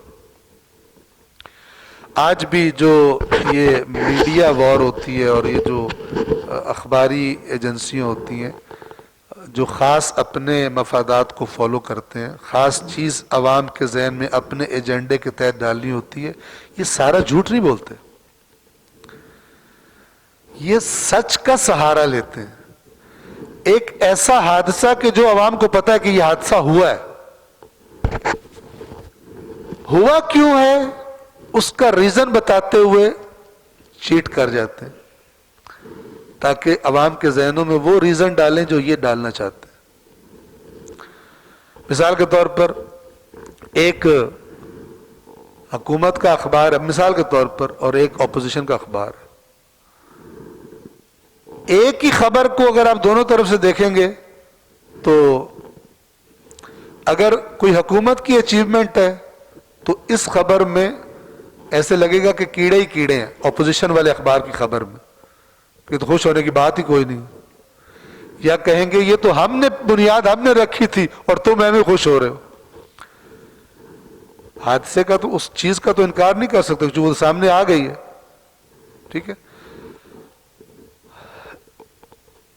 ایک حق کو لیں گے اور اس کے اندر اپنا باطل شامل کریں گے تاکہ سننے والے کے ذہن میں وہ ڈال سکے جو خود چاہتے ہیں. وَلَا تَلْبِسُوا الْحَقَّ بِالْبَاطِلِ، اور حق کو باطل کے ساتھ خلط نہ کرو. وَتَكْتُمُوا الْحَقَّ، اور حق کو نہ چھپاؤ. تم یہ کام کیوں کر رہے ہو حق کو باطل کے ساتھ؟ حق کو ضرورت نہیں ہے باطل کی سپورٹ کی، جھوٹ کی سپورٹ کی. تم اگر اپنے پاس سے گھڑ گھڑ کے کہہ رہے ہو حق حق ہے، اس کو تمہارے جھوٹوں کی سپورٹ کی ضرورت نہیں ہے. یہ کر رہے کیوں ہو تم؟ اصل میں تم حق کو چھپانا چاہتے ہو. وَأَنْتُمْ تَعْلَمُونَ، اور تمہیں اس بات کا علم بھی ہے. یہ ان کے علماء سے کہا جائے، وہی پیسے کما رہے تھے. کون پیسے کما رہا تھا عوام سے؟ علماء کما رہے تھے. اب گویا خطاب ان کے ساتھ کہ تم یہ کام نہ کرو، حق کے ساتھ باطل کو مکس نہ کرو اور حق کو نہ چھپاؤ. اور تمہیں پتہ بھی ہے، تمہیں پتہ ہے کہ یہ وہی رسول ہے، لیکن تم اپنے مادی مفادات کو خطرے میں دیکھ کر اپنی عوام کو بیوقوف بنا رہے ہو. اور وہ بن رہے چونکہ وہ خود بھی کرپٹ ہے. ان کو بھی وہی دین پسند ہے جو تم نے تعریف کر کے دیا ان کو بھی ان کی باتیں، اللہ کے نبی کی باتیں پسند نہیں آ رہی. غور کیجئے، جن کو حضرت موسیٰ کے حقیقی دین کا ذائقہ پتہ تھا اور وہ اس پہ چل رہے تھے، انہوں نے دیر نہیں لگائی رسول اللہ پر ایمان لانے میں. ان کو زیادہ دیر نہیں لگی. کیوں؟ مسئلہ نہیں تھا ان کو. لیکن جس نے دین کے نام پہ ایک اور دنیا آباد کی ہوئی اور نظریات آباد کی ہوئی، وہ کہاں آئے گا؟ اس کے تو سارے مفادات خطرے میں پڑ جائیں گے. میں مثال دیتا ہوں. مثال کے طور پر ایک بندہ ہے کہ جو اپنے تئیں کہتا ہے میں مومن بھی ہوں، میں جناب امام کا ماننے والا بھی ہوں، لیکن پوری زندگی اس کی خدا نخواستہ حرام کمائی میں اس نے جو اس کی زندگی کا سٹیٹس ہے، اس کی بیوی کا، اس کے بچوں کا، جو اس کے اخراجات ہیں، اس کی سواری گاڑی، اس کی جائیداد، سب حرام پہ بنی ہوئی ہے. پوری زندگی کی عمارت حرام پہ کھڑی. اب اس کے ذہن میں یہ ڈالا گیا کہ وہ تو امام آئیں گے تو وہ شیعوں کو ہیلپ کریں گے. مثال کے طور پر یہ ایک غلط تصور کو بیان کر رہا ہوں. تو میں شیعہ ہوں لہذا امام تو آئیں گے اور ہمارے دشمنوں سے جنگ کریں گے. اب امام آ کے کہیں پہلے تو اپنا حساب دے، تو نے کہاں سے حرام کمایا؟ تو یہ کہے گا بھئی اچھے امام ہیں، ہم آپ کا انتظار کرتے تھے، آپ کے لیے دعائیں مانگ مانگ کے تھک گئے، آپ کے نام پہ نیازیں دے دے کر اور دعائیں ندبہ پڑھ پڑھ کے تھک گئے. آپ بجائے ہمارے دشمنوں کے ہم سے حساب مانگ رہے ہیں. ہمیں شک ہے آپ امام ہیں ہی نہیں، آپ کوئی اور ہیں. وہی جو یہودیوں کے ساتھ ہوا. آپ وہ رسول نہیں ہیں. آپ ہمیں کہہ رہے ہیں سود مت کھاؤ. جب سود کی ممنوعیت کی آیات اتری تھی یہودیوں میں کھلبلی مچ گئی تھی. آپس میں مل کے بیٹھے تھے، کہتے تھے یہ ہر روز بڑھتا ہی جا رہا بندہ. ہمارے سے معاہدہ کیا کہ مدینے میں مل جل کے رہیں گے، لیکن یہ ہمارے اندرونی معاملات میں انٹرفیئرنس کرتے. ہماری ساری اکانومی سود پہ ربا پہ چل رہی ہے. یہ کہہ رہے سود مت کھاؤ، اللہ سے جنگ ہے. یہ نہیں بارے میں. جس طبقے کے مفادات زیادہ خطرے میں پڑتے ہیں جتنا اللہ کے نمائندے سے، وہ اتنا اس کا دشمن بن جاتا ہے. لہذا انسان اگر اللہ کے نمائندے کا واقعاً منتظر ہے تو اپنے مفادات کو ایسا بنائے ہی نہ کہ جو اللہ کے نمائندے کے مفادات سے ٹکراتے ہوں، جو اس کے اہداف سے ٹکراتے ہوں، تو اس کو پرابلم نہیں ہوگی ماننے میں. لیکن جس نے دنیا ہی کسی اور طریقے سے اپنی بنائی ہوئی ہے وہ تو کہے گا کہ ہم نہیں مانتے. یہ بنی اسرائیل کی داستان سے اللہ ہمیں سکھانا چاہتا ہے. ورنہ یہ اتنا پورا ایک، یعنی یہ اب آیت نمبر 40 سے شروع ہو رہا ہے اور دوسرے جز میں بھی جائے گا، اور قرآن میں اور متعدد مقامات پر جتنا اس قوم کا تذکرہ ہے اور اس کی خرابیوں کا، اتنا کسی اور قوم کا تذکرہ نہیں. اللہ نے کھول کے تصویر سامنے رکھی ہے. اور احادیث میں کہ اللہ کے نبی سے سوال کیا گیا یا رسول اللہ کیا آپ کی امت بھی یہ یہودیوں والی حرکتیں کرے گی؟ اللہ کے نبی نے فرمایا جس جس جگہ انہوں نے قدم رکھا ہے میری امت رکھے گی. پھر ایک حیوان کا نام لیا جو سوراخ بل بنا کے اس کے اندر رہتا ہے. کہا کہ اگر یہودی اس کے سوراخ میں گھسے ہوں گے اس جانور کے, میری امت والے بھی گھسیں گے اس میں. اس طرح فالو کریں گے یہودیوں کو, فالو کریں گے, یعنی جو انہوں نے کرپشن کی اپنے دین میں یہ میری امت بھی کرے گی. اور آج آپ دیکھ لیں, تبھی آج اقوام عالم میں مسلمانوں کی حالت کو آپ دیکھ لیں. آج مسلمان ہونا یعنی عالمی نقطہ نگاہ سے کوئی فخر کی بات نہیں ہے. آپ نے دیکھا ہوگا کہ بعض لوگ آپ کے جاننے والے بھی ہوں گے, ان کو ڈر لگتا ہے کہ اگر کسی باہر ملک میں رہتے ہیں, یورپ میں یا امریکہ میں, تو وہ چاہتے ہیں لوگوں کو پتہ نہ چلے میں مسلمان ہوں, اپنے اسلام کو چھپا کے رکھتے ہیں. ٹھیک ہے, بس پیدائشی ہے, پھنس گئے ہیں, لیکن وہ چاہتے ہیں کہ لوگوں کو پتہ نہ چلے میں مسلمان ہوں. اور ایک بہت بڑی تعداد ہے جنہوں نے دین چھوڑ ہی دیا. پاکستان آ جائیں تو ظاہری طور مسلمان ہوتے ہیں, ورنہ وہاں پہ ان میں اور غیر مسلموں کی زندگی میں حرام حلال میں کوئی فرق نہیں ہوتا.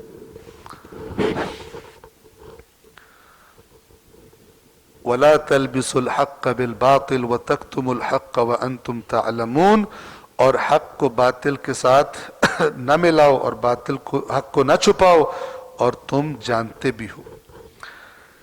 43 کیا چیزیں دین کو قائم رکھتی ہیں؟ بندے کو, بندہ اگر ان پر قائم رہے تو اس کا دین قائم رہے گا. یہ اللہ تعالیٰ ان کو حکم دے رہا ہے کہ ان کاموں کو صحیح طرح کرو تاکہ یہ کرپٹ قسم کی زندگی سے باز آ جاؤ. اور وہ کیا ہے؟ وَأَقِيمُوا الصَّلَاةَ وَآتُوا الزَّكَاةَ وَارْكَعُوا مَعَ الرَّاكِعِينَ. ایک نماز قائم کرو, یعنی پوری اہتمام کے ساتھ اللہ کی عبادت کرو, پتہ چلے اللہ تمہارا سب سے بڑا ہے. اس کی عبادت اہتمام کے ساتھ کرو, اور جو واجبات مالی اس نے تمہارے مال میں رکھے ہیں ان کو ادا کرو. اور پھر اجتماعی عبادت با جماعت, انفرادی نہیں. اسلام اجتماعی دین ہے. اہدنا کہتا ہے, آپ کو یاد ہوگا, ہماری ہدایت فرما. اکیلے بھی کھڑے ہو کے کوئی نماز پڑھ رہا ہے وہ بھی کہے گا ہماری ہدایت فرما. یعنی بندہ اپنے ارد گرد کے ماحول سے باقی افراد سے جدا نہیں ہے. اللہ کہتا ہے اپنی فکر نہ کر, صرف باقیوں کی بھی فکر کر. وَارْكَعُوا مَعَ الرَّاكِعِينَ, اور جھکنے والوں کے ساتھ, رکوع کرنے والوں کے ساتھ رکوع کرو. 44 أَتَأْمُرُونَ النَّاسَ بِالْبِرِّ وَتَنْسَوْنَ أَنفُسَكُمْ وَأَنْتُمْ تَتْلُونَ الْكِتَابَ أَفَلَا تَعْقِلُونَ. کیا تم لوگوں کو نیکی کا حکم کرتے ہو اور خود بھول جاتے ہو؟ ابھی تک کہتے رہے رسول آ رہے, رسول آ رہے, رسول آ رہے, اور جب آ گیا تو خود بھول گئے ہو تم. وَأَنْتُمْ تَتْلُونَ الْكِتَابَ, جبکہ تم اپنی کتاب کو پڑھتے بھی ہو. افلا تعقلون, تمہارے اندر عقل نہیں, تو کیا تم عقل سے کام نہیں لیتے؟ رسول آ رہا, رسول آ رہا, اس پر ایمان لائے, یہ اتنی شان ہوگی, فلان ہوگا, اور جب آیا تو تمہیں بھول گیا کہ رسول نے آنا تھا, جبکہ تم کتاب کو پڑھتے بھی ہو, تورات کو پڑھتے بھی ہو. افلا تعقلون, کیا تم عقل سے کام نہیں لیتے؟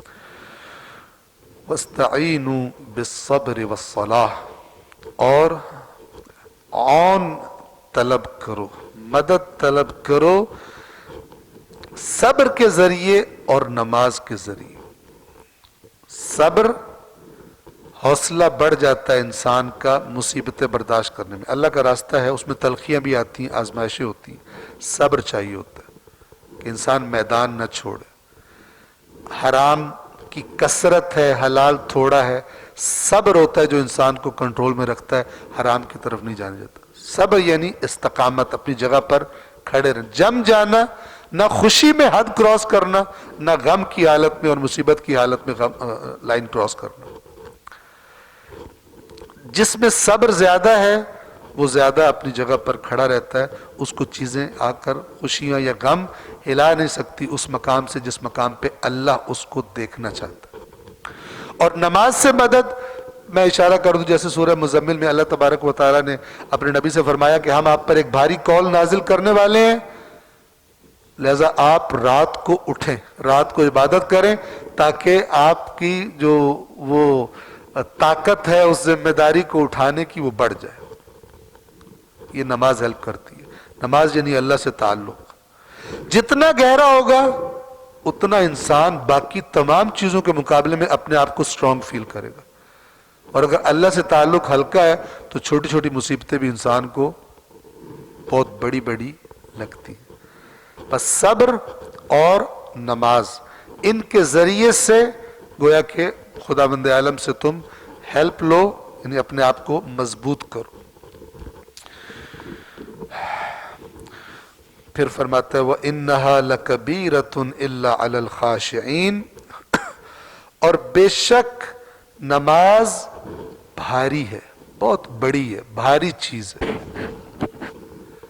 إِلَّا عَلَى الْخَاشِعِينَ، سوائے ان کے جن کے اندر بھی اللہ کو جھک گئے، یعنی ان کا ایمان ایسا ہے اندر بھی ان کے، خشوع کا اصل مطلب ہے اندر سے تسلیم ہو جانا، جھک جانا.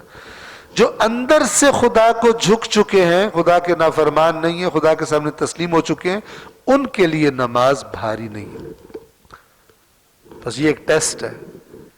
نماز ہم پڑھتے ہیں لیکن اگر بھاری لگتی ہے اس کا مطلب ہے ابھی خشوع پورا نہیں ہے. جس کو خشوع کہا جاتا ہے وہ پورا نہیں ہے. قرآن کی آیات ٹیسٹ ہے سب کے لیے. اگر خشوع ہے اللہ کے سامنے تو پھر نماز بھاری نہیں لگے گی. ایسا ہی ہے کہ اگر کوئی بندہ ہم سے کہے کہ یہ ادھر 100 اینٹیں پڑی ہیں، ان کو یہاں سے اٹھا کے وہاں رکھ دے، ہم کہیں گے ہمارا نوکر لگے، کیوں اٹھا کے رکھ دیں؟ میرے کپڑے دیکھو، میں تو مزدور نظر آتا ہوں، میں تمہیں کیا نظر آتا ہوں؟ لیکن وہ بندہ کہے کہ 100 اینٹ وہاں سے وہاں رکھ دے، 1 کروڑ روپیہ لے لے، ساری پرسنالٹی چلی جائے گی. بسم اللہ، بندہ بھی اچھا لگنا شروع ہو جائے گا 1 کروڑ آفر کرنے کی وجہ سے، اور بھاگ بھاگ کے اینٹیں بھی شفٹ کرنا شروع ہو جائیں گی. وہ مشقت لگے گی ہی نہیں، کیونکہ دماغ میں 1 کروڑ گھسا ہوگا کہ 100 اینٹ ٹرانسفر کرنی ہے، ٹھیک ہے، 50 میٹر کے فاصلے پر، اور 1 کروڑ. وہ جو بندہ پہلے برا لگ رہا تھا، جس نے پہلے کروڑ بتائے بغیر کہا تھا کہ یہ کرو، وہ برا لگ رہا تھا. اب جب کروڑ، بندہ بھی پیارا لگنا شروع ہو جائے گا. 1 کروڑ اس نے مجھے دینا ہے ابھی 50 یا 100 اینٹ ٹرانسفر کرنے کا. اگر ایمان ہے خدا کی ذات پر تو اللہ تعالیٰ فرما رہا ہے وَإِنَّهَا لَكَبِيرَةٌ، اور یقیناً نماز ایک بھاری چیز ہے، إِلَّا عَلَى الْخَاشِعِينَ، مگر ان کو جو اندر سے اللہ کے سامنے تسلیم ہے. یہ اندر سے تسلیم کون کراتا ہے؟ حقیقی ایمان کرواتا ہے. جیسے میں نے مثال دی نا، وہ مادی مثال ہے. کروڑ روپے نے تسلیم کر دیا، خشوع ہو گیا، اس کو برا ہی نہیں لگ رہا، اس کو بڑا مزہ آ رہا ہے اینٹیں ٹرانسفر کرتے ہوئے، چونکہ نظریں کہاں پر ہیں؟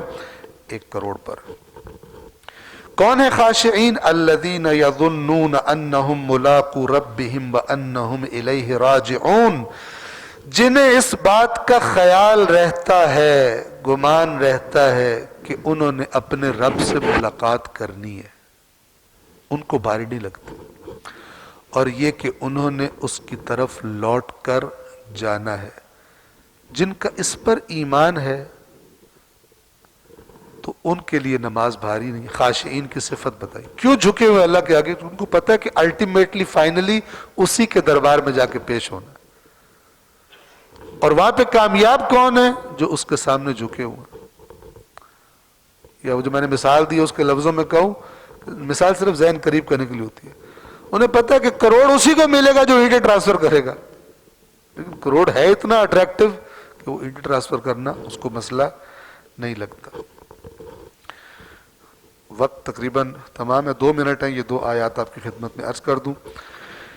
یا بنی اسرائیل اذکروا نعمتی التی انعمت علیکم وانی فضلتکم علی العالمین. اے بنی اسرائیل یاد کرو. یہ جملہ ریپیٹ ہو رہا ہے، اینڈ سے مختلف ہے، آخر میں مختلف ہے.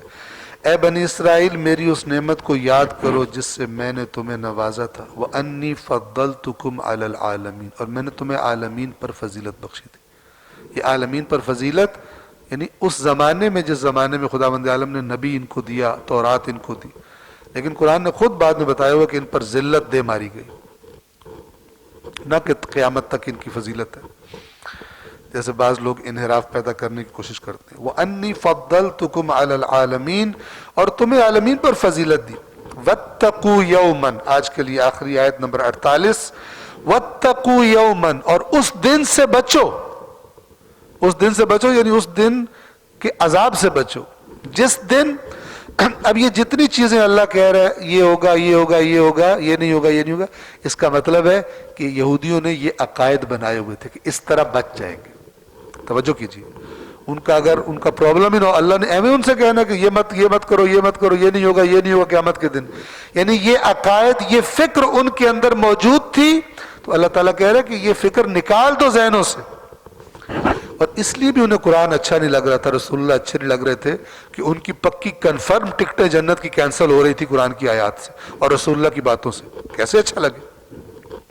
وَاتَّقُوا يَوْمًا، اور اس دن سے بچو کہ جس دن لا تجزی نفس عن نفس شیئا، جس دن کوئی انسان کسی دوسرے کے کچھ بھی کام نہیں آئے گا، اس کی جزا نہیں بن سکے گا کہ تھوڑا سا بھی اس کا کوئی کمی کروا لے. اس کا مطلب ہے یہ تصور موجود تھا یہودیوں میں. وَلَا يُقْبَلُ مِنْهَا شَفَاعَةٌ، اور اس سے شفاعت بھی قبول نہیں کی جائے گی. ٹھیک ہے، یہ شفاعت کا باطل تصور ہے. جیسے کہتے ہیں نا کہ امت کے جتنے بھی زیادہ گناہ گار لوگ ہوں گے وہ قیامت کے دن رسول اللہ کو ڈھونڈ رہے ہوں گے کہ ہماری اب جو اس عقیدے کو اپنا لے اس کو زیادہ گناہ گار بننے میں کوئی پرابلم نہیں ہے، چونکہ رسول اللہ نے الٹیمیٹلی چھڑوا لینا. اتنی سوریں لگا لگا کے اپنے لوگوں سے وہ سنتا ہے یہ والا عقیدہ کو پکا ہو گیا اس کا. بلکہ رسول اللہ تو اب جو ہے وہ پرانے زمانے کی بات ہو گئی. اب تو جو آپ نے جس کو پیر مانا ہوا ہے، ٹھیک ہے نا، جس کو آپ چندہ دیتے ہو وہی فرشتوں کو ڈانٹے گا، فرشتے بھاگ جائیں گے. ابھی تو نئے نئے ورژن آ رہے ہیں. قرآن والا دین تو پرانا ہو گیا، اس لیے قرآن پڑھنے بھی نہیں دیتے اور کہتے ہیں پڑھو گے تو گمراہ ہو جاؤ گے، یہ تو سمجھ میں نہیں آتا، یہ تو فلان ہوتا ہے، تاکہ اپنی گیم کھول کے کھیل سکے. اس دن سے بچو جس دن لا تجزی نفس عن نفس شیئا، جس دن کوئی کسی کا کچھ بھی بدلہ نہیں بن سکے گا کہ اس کا 1 مہینہ معاف کر دو اس کے بدلے مجھے کر دو، یا اس کے بدلے اس کے نوکر بہت ہے ایک نوکر کو جیل میں ڈال دو. بعض دفعہ بڑے لوگ جب جرم کر بیٹھتے ہیں اور تو اپنے نوکروں سے کہتے ہیں کہ میں بعد میں سنبھال لوں گا، میری جگہ تو چلا جا. وَلَا يُؤْخَذُ مِنْهَا عَدْلٌ، اور کسی سے کوئی معاوضہ بھی نہیں لیا جائے گا. پیسے والا بندہ کیا کرتا ہے، یار مجھے جیل میں نہ ڈالو، اتنا زیادہ پیسہ مجھے کروڑ روپیہ لے لو، مجھ سے 10 کروڑ لے لو، مجھے کچھ بھی کام نہیں آئے گا. یہ چیزیں گویا کہ یہودیوں کے عقائد میں شامل تھی کہ ان طریقوں سے قیامت کے دن یہ کر کے بچا جا سکتا. وَلَا هُمْ يُنصَرُونَ، اور نہ ہی ان کی کوئی مدد کی جائے گی، کوئی نصرت کی جائے گی. یعنی تم نے جو حق کا انکار کرنے کا وتیرہ بنایا، یہ تمہاری من گھڑت باتیں اس دن کچھ بھی کام نہیں آئیں گی. اس دن انہی کی کامیابی ہے جو ہم نے اس صفحے کے شروع میں آپ کو عرض کیا تھا، فَمَن تَبِعَ هُدَايَ فَلَا خَوْفٌ عَلَيْهِمْ وَلَا هُمْ يَحْزَنُونَ. اگر میری طرف سے کوئی ہدایت تمہارے پاس آئے تو جس نے میری ہدایت کو فالو کیا انہیں نہ کوئی خوف ہوگا نہ کوئی غم ہوگا، اور جنہوں نے انکار کر دیا، نہ مانی، تو پھر وہ اہل جہنم شمار کیے جائیں گے. صلوات پڑھیے محمد وآل محمد. آج کا درس یہاں پر تمام ہے انشاءاللہ، اور کوئی سوال اگر آپ کرنا چاہیں اس سے مربوط تو بسم اللہ.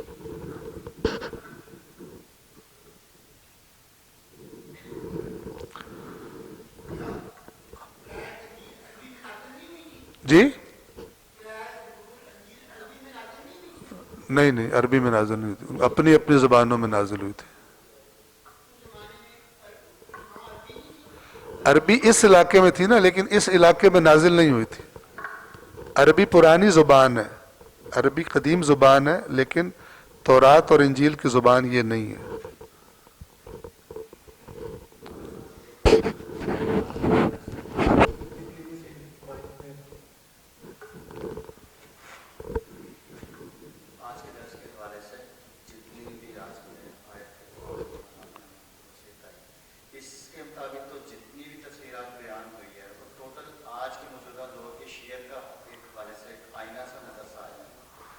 جو ہمارا کردار ہے، مجھے ایسا لگ رہا ہے کہ جیسے پوری بیان ہماری میکسیمم ممبر ہماری میکسیمم مقامات جہاں سے ہمارا عقائد بیان ہو رہے ہیں جہاں متعلق تمام چیزیں بیان ہو رہی ہیں تو آج کے آیات سے ہی بردش ہوتی جاتی ہے. تو ان مطلب ہے ہمارے آج کے وقت سے پہلے جتنے بھی ہمارے علماء کرام پیچھے رہے ہیں انہوں نے اس چیز کو ٹھیک کرنے کے لیے کوئی ایفرٹ نہیں کی, یا جو ہم جیسے لوگوں کا کردار ہے وہ کردار نہیں ہے اس حوالے سے.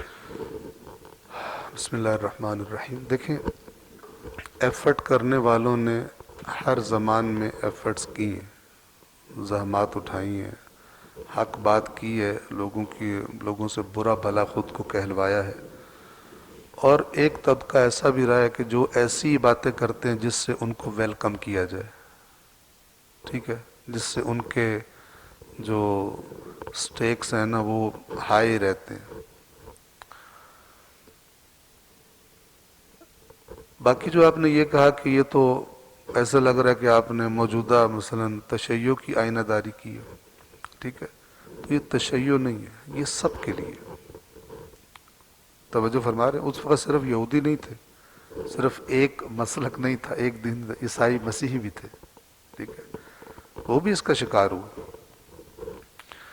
لیکن قرآن نے بتایا وہ اتنی شدت سے, چونکہ وہ کرپشن میں اس لیول پہ نہیں تھے جس لیول پہ یہودی چلے گئے تھے, لہذا یہودی بہت مخالف. قرآن نے گواہی دی ہے کہ ان دونوں گروہوں میں سے اے رسول آپ یہودیوں کو بڑا سخت دشمن پائیں گے مومنوں کا, اور مسیحیوں کو آپ نرم پائیں گے, اس لیے کہ ان میں اچھے لوگ بھی ہیں, ان کے اچھے لوگوں کی تعداد زیادہ ہے. یہودیوں میں بھی اچھے لوگ تھے, بڑے قلیل تھے ایمان لے آئے, اور آ کے رسول اللہ سے کہتے تھے کہ یا رسول اللہ آپ میں وہ ساری نشانیاں موجود ہیں کہ جو ہماری تورات میں موجود تھی, اور یہ جھوٹ بولتے ہیں, یہ جھوٹ بولتے ہیں. تورات کے عالم بھی تھے.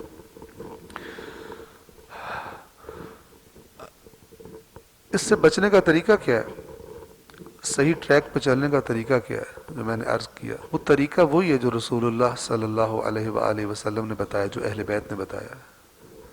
ہمارا پرابلم یہ ہے, اکثریت کا پرابلم یہ ہے کہ ہم اہل بیت کے نام لینا چاہتے ہیں, اہل بیت سے اپنی منتیں مرادیں پوری کروانا چاہتے ہیں, لیکن اہل بیت کے بتائے ہوئے راستے پر نہیں چلنا چاہتے. ٹھیک ہے نا, میں جو میرا مشاہدہ میں آپ کو بیان کر رہا ہوں. آپ دیکھیں, آپ ایک محفل میں ایک خطیب جو بہترین فضائل پڑھتا ہو, ٹھیک ہے, اس کو بٹھائیں وہ 1 گھنٹہ بہترین فضائل پڑھے, آپ دیکھیں کیا اچھل کود مچتی وہاں پہ. لیکن اس سے اگلی مجلس میں اسی امام کے جس کے پہلے فضائل پڑھے تھے اس کے صرف اس کی تعلیمات بیان کرے, آپ دیکھیں مجلس کی حالت کیا ہوتی اور اس کی ریٹنگز کیسے نیچے آتی ہیں. کیوں؟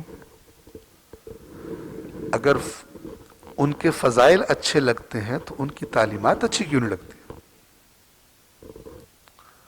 یہ تو ایسے ہی ہے کوئی اپنے والد سے کہے آپ بہت پیارے ہیں, آپ بہت اچھے ہیں, بس روز مجھے نا اتنی پاکٹ منی دیتے رہیں, لیکن میں باہر جا کے کیا کرتا ہوں آپ نے بولنا نہیں اور پوچھنا بھی نہیں, ورنہ آپ پچھتائیں گے.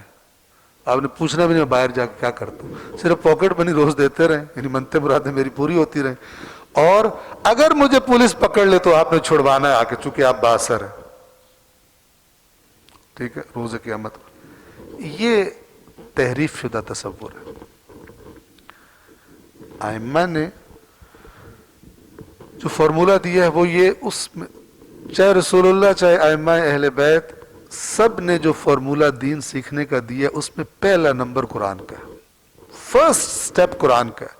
لیکن افسوس کہ فرسٹ تو دور کی بات, اینڈ تک باری نہیں آتی اس کی. اور میں بار بار عرض کرتا رہتا ہوں کہ جو ظلم کیا ہے ایسا بنا دیا ذہنوں میں قرآن کا تصور کہ بندہ ڈرتا ہے. کہ جب ماہ مبارک رمضان میں لاک ڈاؤن تھا, اس لاک ڈاؤن سے ایک ایسی توفیق ملی کہ جو عام لاک ڈاؤن کے بغیر والے ماہ رمضانوں میں نہیں مل سکتی تھی. وہ یہ کہ ہم نے تقریباً ماہ رمضان کے دنوں میں 2829 جز قرآن کے تمام کل ہر روز ایک کرتے تھے, اور جو آخری جز تھا وہ پھر ہم نے ذرا لیٹ کیا, تھوڑا پھیلا بھی دیا, ماہ رمضان ختم ہو گیا تھا. لیکن اس میں کئی لوگوں نے قرآن مجید سنا, تو بہت سارے لوگوں نے رابطہ کیا, بہت ساری فیملیز نے انہوں نے کہا کہ جی ہم تو گھر میں ٹی وی لگا کے سب بیٹھ جاتے تھے اور وہ یوٹیوب چینل جو تھا اور ٹی وی پہ ہم دیکھتے رہتے تھے. اور بہت سارے لوگوں نے کہا کہ ہم نے زندگی میں پہلی دفعہ قرآن کو اس طرح سے دیکھا ہے کہ اس میں یہ باتیں ہیں, اس میں یہ تصورات نظریات ہیں اور ہمیں سمجھ آئی ہے. ٹھیک ہے,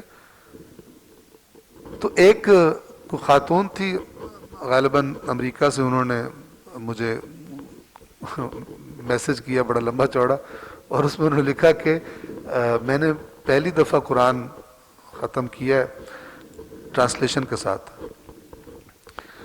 کہتی ہیں کہ میں نے آج سے چند سال پہلے خود سے قرآن کا ترجمہ پڑھنا شروع کیا تو مجھے بڑا عجیب لگ رہا تھا. کیوں؟ ذائقہ ملتا نہیں تھا جو سنا ہوا ابھی تک اور جو اس میں سے پڑھ رہے ہیں. تو مجھے عجیب لگ رہا تھا, لیکن میں نے ہمت کی کہ ایک سپارہ پڑھ کے میری ہمت جواب دے گی. مجھے یوں لگا جیسے میں گمراہ ہو رہی ہوں, مجھے یوں لگا جیسے میں گمراہ. کیوں؟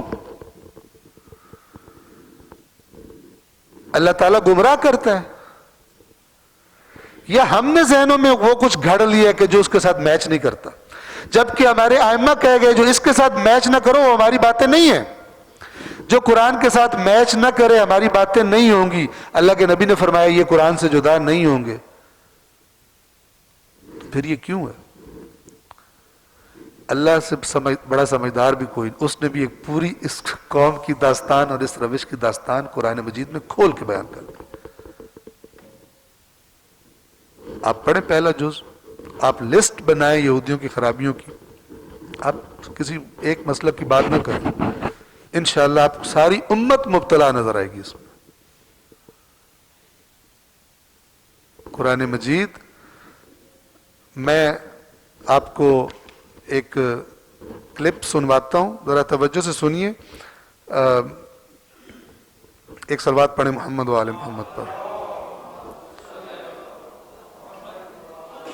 اس کلپ کو آپ سنیں گے غور سے, اور میں یہاں پہ مثلا آپ کی چونکہ ریکارڈنگ ہو رہی ہے میں دکھاؤں گا نہیں تاکہ کسی خاص مسلک کا وہ نہ آئے, لیکن جس مسلک کے عالم یہ بات کر رہے ہیں یہ دوسروں سے زیادہ اپنے آپ کو قرآن مجید کا سمجھتے ہیں. آپ دیکھیں مل کر امت ظلم کر رہی ہے قرآن پر, مل کر.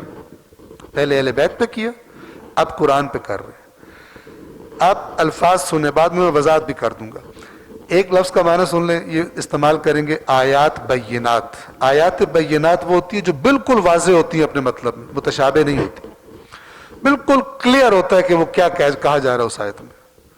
ٹھیک ہے. اور ایک اور لفظ استعمال کیا جائے گا سلف صالحین, سین لام فے. سلف کہتے ہیں بزرگان کو, گزشتگان کو جو پہلے گزر گئے, اور صالحین جو نیک تھے, یعنی ہمارے نیک بزرگان جو پہلے بڑے بڑے علماء گزرے ہیں, ائمہ دین جنہیں کہا جاتا ہے, محدثین جنہیں کہا جاتا ہے مثال کے طور پر. یہ لفظ اس میں استعمال ہوں گے, میں نے آپ کو پہلے میننگ بتا دیا. اب ذرا آپ اس کلپ کو انشاءاللہ غور سے سماعت فرمائیں گے. مذہب ہے وہ, ہم کہتے ہیں کہ اللہ کا فضل و کرم, ہم تو اہل حدیث ہیں, ہم نے عقیدت سلف صالحین سے سیکھنا ہے. اگر میں تو آپ سب یہاں تک کہتا ہوں کہ اگر مجھے کوئی قرآن مقدس کی 1000 آیات بینات پیش کرے اور وہ اپنے مطلب میں بالکل واضح ہوں, یعنی وہ مسئلہ ان سے واضح طور پر ثابت ہو رہا ہو, مگر سلف صالحین نے وہ مسئلہ ان سے ثابت نہ کیا ہو یا اس کے خلاف مسئلہ ثابت کیا ہو, تو میں یہ کہوں گا کہ قرآن تو حق ہے لیکن میرا فہم صحیح نہیں, فہم محدثین یا ائمہ دین کا. تو میں یہ کہوں گا کہ قرآن تو حق ہے لیکن میرا فہم صحیح نہیں, فہم محدثین یا ائمہ دین کا صحیح ہے. یہ ایک بنیادی خصوصیت ہے اہل حدیث مسئلہ کی, امتیازی حیثیت ہے, سے ایک بات ہے اہل حدیث مسئلہ کی. یہ اپنی طرف سے قرآن کہہ رہے کہ 1000 آیات بھی ہوں اور لیکن ہمارے بزرگوں نے مسئلہ اور طرح ثابت کیا ہو, تو میں کہوں گا قرآن تو حق ہے. کیا حق ہے تمہارے سر میں خاک, کیا حق ہے؟ قرآن تو حق ہے لیکن میرا فہم صحیح نہیں ہے. یعنی قرآن مجید آج ہدایت نہیں کر سکتا. کب رسول اللہ نے فرمایا ہے کہ قرآن اور سنت اور دین لینا؟ کب کہا ہے؟ قرآن و سنت کہا ہے نا. وہ جو قرآن و اہل بیت والی حدیث کو نہیں مانتے وہ بھی کہتے ہیں قرآن و سنت. تو کدھر ہے قرآن؟ قرآن تو ختم ہو گیا.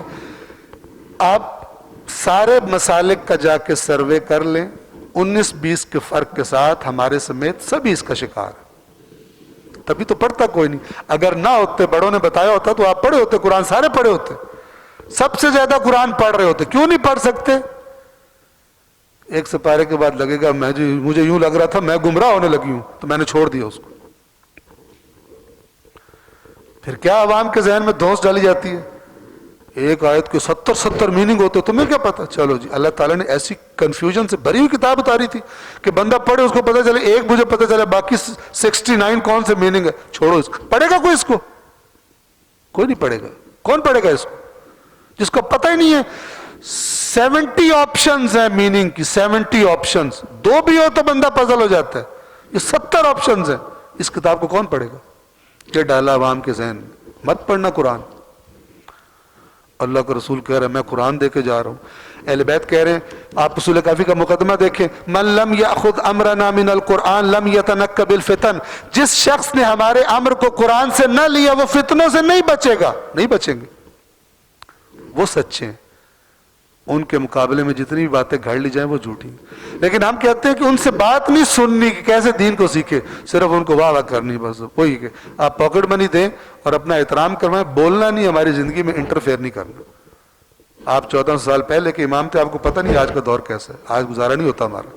لہٰذا اپنا احترام کروائیں، انٹرفیئر نہیں کریں ہماری زندگیوں میں. بولے نہیں، ہم آپ کی بات نہیں سنیں گے، صرف آپ کی تعریفیں کریں گے. یہ تصور ہے. انحراف ہے. یہ انحراف ہے. اگر رسول اللہ پر ایمان لانے والے صرف رسول اللہ کی تعریفیں کرتے اور بات نہ سنتے ان کی تو کبھی بھی اسلام کا غلبہ نہ ہوتا. اگر میدانوں میں جا کے مارے نہ کھاتے، کٹتے نہیں، بھوک اور پیاس برداشت نہیں کرتے. آپ دیکھیں بھری پڑی ہے تاریخ اسلام کی. ایسے تو کہ رسول اللہ نے آ کے دعا کی ہو اور ساتھ مولا علی نے اور بی بی نے دعا کی ہو اور اسلام کا غلبہ ہو گیا. یہ نہیں ہے سنت الہی. نہ ہی جب 12ویں امام تشریف لائیں گے تو وہ اس طرح کریں گے، جناب دعا مانگیں گے، ہر چیز چھو منتر سے ہو جائے گی اور ہم جا کے لڈو کھانا شروع ہو جائیں گے. وہاں لگے پڑے ہوں گے، دسترخوان بچھا ہوگا، کہیں گے چلو بھی شروع کرو کھاؤ. اس طرح نہیں ہوگا. حرام خور دشمن ہوں گے امام کے مگر یہ کہ توبہ کر لے. ٹھیک ہے. اور جس کی پوری عمارت حرام پہ کھڑی ہو توبہ مشکل سے کرتا نہیں کرتا، کیونکہ گناہ تاثیر رکھتا ہے انسان کے قلب پر، اس کے وجود پر، اور پکا کر جاتا ہے، اور پکا ہوتا ہے، اور پکا. اور جیسے ایک پودا درخت بن جاتا ہے، درخت کو اکھاڑنا بہت مشکل ہوتا ہے. پودے کو اکھاڑنا آسان ہے، درخت کو اکھاڑنا بہت مشکل ہوتا ہے. تو میں جب بھی یہ بات کرتا ہوں میں عرض کیا کرتا ہوں کہ میں جتنی باتیں کروں میری باتیں نہ سنیں، لیکن آپ قرآن مجید کو خود پڑھیں. اور جتنا آپ کو ایک خطیب پر، ایک مولانا پر، ایک علامہ پر اعتماد ہے، اتنا اعتماد اللہ پر بھی کر لیں کہ اللہ کو بھی بات کرنی آتی تھی جس نے بات کی ہے. اگر آج کے مولانا کو آتی ہے، آج کے شاعر کو شاعری کرنی آتی ہے، وہ آپ سے واہ واہ کروا لیتا ہے، اللہ کو بھی بات کرنی آتی تھی. اتنا اعتماد اللہ پر بھی کر لیں. یہ نہ ہو قیامت کے دن جب رسول پاک کہیں میری قوم نے قرآن چھوڑ دیا تھا تو وہاں پر کوئی عذر نہ پیش کرنے کے لیے کیوں. وہاں پہ کہیں گے ہمارے بزرگوں نے کہا تھا. اللہ تعالیٰ جواب قرآن میں لکھا ہوا ہے کہ یہودیوں اور عیسائیوں نے اپنے علماء کو اپنا رب بنا لیا تھا. کیا مطلب ہے؟ سجدے کرتے تھے؟ نہیں. امام کی روایت میں سوال کیا چھٹے امام سے کہ یہ رب بنانے سے کیا مراد ہے؟ تو امام نے فرمایا کہ نہیں، ان کی عبادت نہیں کرتے تھے کہ ان کو سجدے کریں اور ان کے لیے روزے رکھیں ان کی نیت کر کے، بلکہ آنکھیں بند کر کے جو وہ حلال کر دیتے تھے حلال کر لیتے، جو وہ حرام کر دیتے حرام کر تھے ہی نہیں، سنجیدہ نہیں تھے. سوال آتا ہے ذہن میں، دین ہم نے علماء سے تو لینا ہے، علماء سے ہی لینا ہے، لیکن اس سے کٹ کے نہیں لینا. یہ صحیح نہیں ہے. قرآن مجید سے کٹ کے دین نہیں لینا. اس نے پچھلی قوموں کو بھی تباہ کیا ہے اور اس قوم کو، اس امت کو بھی تباہ کر رہا ہے. پتہ ہی نہیں ہے کہ کیا ہے کیا نہیں ہے. جو عجیب و غریب قصے اور واقعات گھڑے ہوئے اور من گھڑت، جس کو رات کو خواب آ جاتا ہے اس پہ دین کھڑا کر دیتا ہے. اللہ اور اس کے رسول کی باتیں جو ہیں، جو خالص ہیں، اہل بیت کی باتیں، وہ بیان نہیں ہوتی. صلوات پڑھیے محمد وآل محمد. آج کے لیے انشاءاللہ اتنا ہی. خدا نے زندگی اور توفیق دی تو آئندہ سنڈے کو اسی ٹائم پر 6:15 بجے 7:15 بجے درس کا ٹائم ہے. باقی ٹائم جو ہوتا ہے سوالات کا ہوتا ہے، اور جو اس میں جانا چاہیں وہ جا سکتے ہیں. ایک مرتبہ پھر صلوات پڑھیں محمد وآل محمد.